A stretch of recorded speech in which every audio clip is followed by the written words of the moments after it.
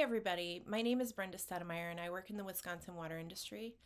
I also have a lawsuit against the U.S. Environmental Protection Agency over the neurotoxicity of fluoride chemicals that are purposely added to the public drinking water supply. Today I want to go over a new publication that has been getting some headlines around the country regarding the CDC stating that fluoride is safe. And the new publication was published in the Morbidity and Mortality Weekly Report on June 2nd, and it's entitled Community Water Fluoridation Levels to Promote Effectiveness and Safety in Oral Health in the United States, 2016 to 2021.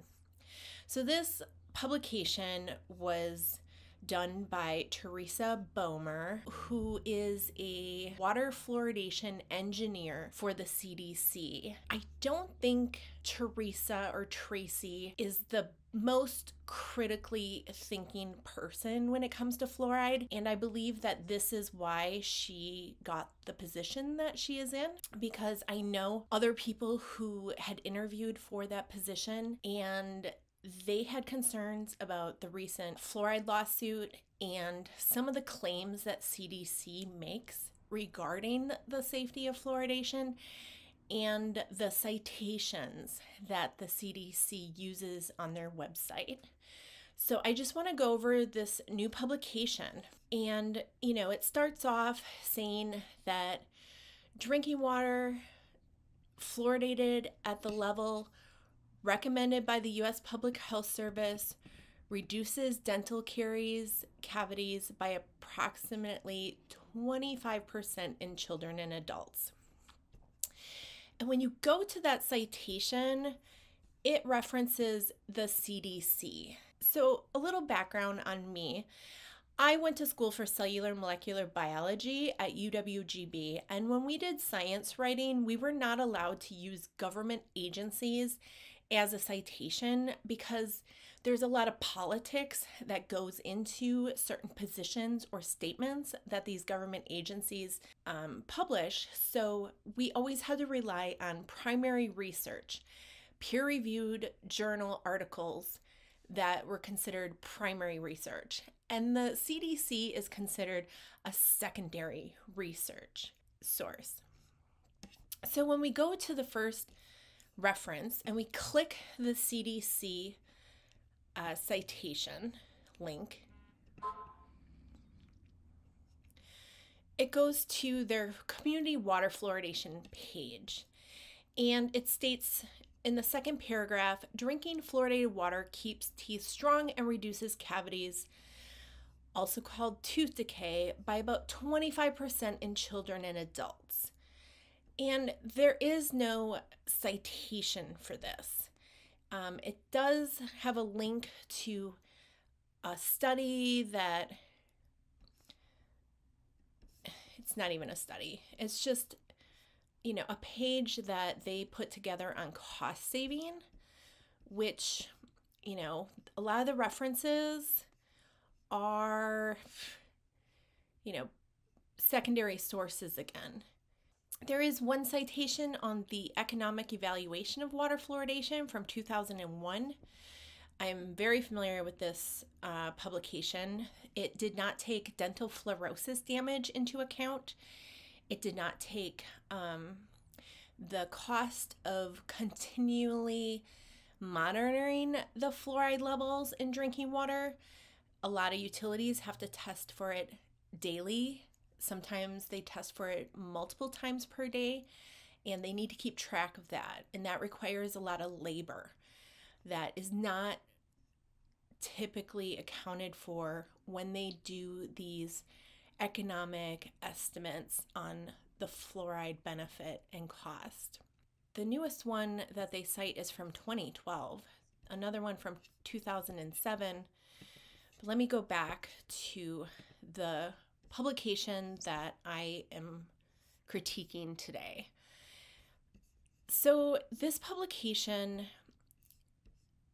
really lacks on good references And typically when you want to do science writing, you would use references that are less than 10 years old. And this Tracy Boehmer document, it's using studies from 1997. I graduated high school in 1997.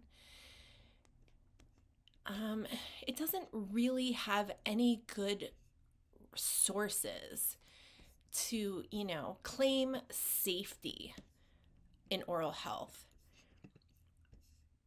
One really big red flag with this study is that there's no mention of neurotoxicity. There's no mention on thyroid. And I get it. Theresa is a fluoridation engineer.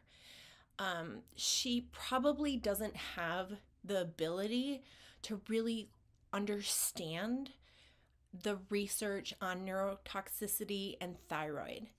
And that's okay, but they should include some authors who are experts on this in order to claim safety. Otherwise, this is a completely bogus publication. And what is alarming is the amount of people who have tweeted about this publication and written articles about it. When I see this, as with my background of reading the research on fluoride for over a decade now, and having my lawsuit in federal court against the EPA over the neurotoxicity, where we have gotten sworn depositions from experts, including the experts at CDC. And everyone agrees that we don't know of what the safe level of fluoride is. And the National Toxicology Program has done a very thorough review of the neurotoxicity, and it's gone through a peer review process 5 times now. And it found that there was no threshold, meaning that there is no safe level of fluoride for a developing fetus or bottle-fed infant. We're finding that fluoride is the new lead. It damages the developing brain in the same way as lead in drinking water.